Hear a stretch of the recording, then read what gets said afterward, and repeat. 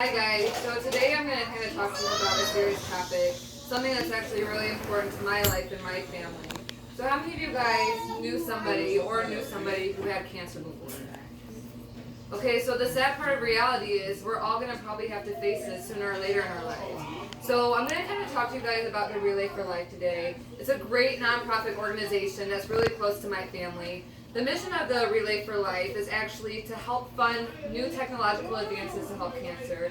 It's also to help aid the cancer survival rate and also to help families who are in need with money to help them live a better life and for their caregivers as well. So the reason why this is so important to me is when I was in 3rd grade, my dad actually was diagnosed with stage 4 cancer. After undergoing many treatments, he finally went into remission. Once he went into remission, he went in for a checkup and it had spread. Within days, his arm was amputated. So with the help of all these doctors and all the technological advances that we have today, they were able to save his life. So I kind of just want to give you guys some retrospective information about the statistics of cancer and how relevant it is to our everyday life. So this woman named Rebecca Siegel, I found this amazing article on the Wiley database, and she took over, her and 5 other doctors, took over 100 clinical resources, and they made it into one big informational chart based off of data. So 1.8 million new cases of cancer are found yearly, and that's huge. That's just new cases alone. And of those 1.8, over 600,000 people of those are going to die. So mortality rate has actually gone down, believe it or not. Since 1991 to 2015, the mortality rate has dropped 26%, which is great. But in other countries that are not so affluent as us and don't have as much resources as we do, it actually increases by 2-fold. And that affects us because we all know people who live in different countries. We have family, we have friends, so it's really awful. More and more kids are being developed with cancer, and we didn't see this back in the 1900s. All the processed food, all the pathogens in the air, it's really creating a horrible environment. Women also are more likely to get cancer, but more men are dying. This is a lack of resources and the equality that we're seeing. So we always need to stay ahead with all the fundraising that we need to keep doctors not necessarily a foot ahead because it's going to be hard to happen, but right on foot.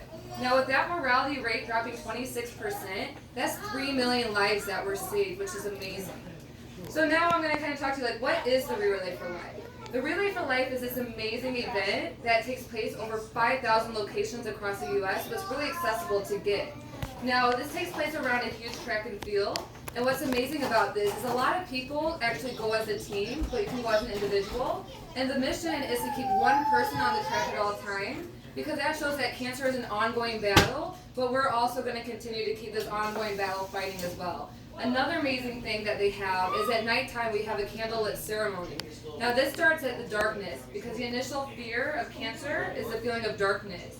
Everybody lights up their candles, all the beds are placed, and everybody's arm in arm crying, and you see how many people are going through this and they're not going through it together. Not only that, but they do a caregiver's laugh because caregivers are really important as well in this process because the patients can't do it alone. Not only that, they have a whole bunch of resources, entertainment, fun. It's a really fun atmosphere to get involved and raise awareness, and all of the proceeds from the food, the raffles, everything goes to the American Cancer Society, which really helps aid. So what can we do to help? This is where I'm asking you guys to do your part and help with me into this amazing organization. So with our social media platform, everybody has a say. You can get to so many people in so quick of time just to bring awareness. Also, get a group together and make it fun. Competition, and cancer is a competition of life, and we're going to be its competition right back. When you go to businesses, make sure to give the mission statement. Make sure to let them know what the awareness is and what we're doing to help. It's not about just donating the money. It's also about giving the awareness and giving your time. Community billboards are a great way. You can post them anywhere. You can write newspaper articles. You can even have a little Relay for Life event just to earn money and give great awareness.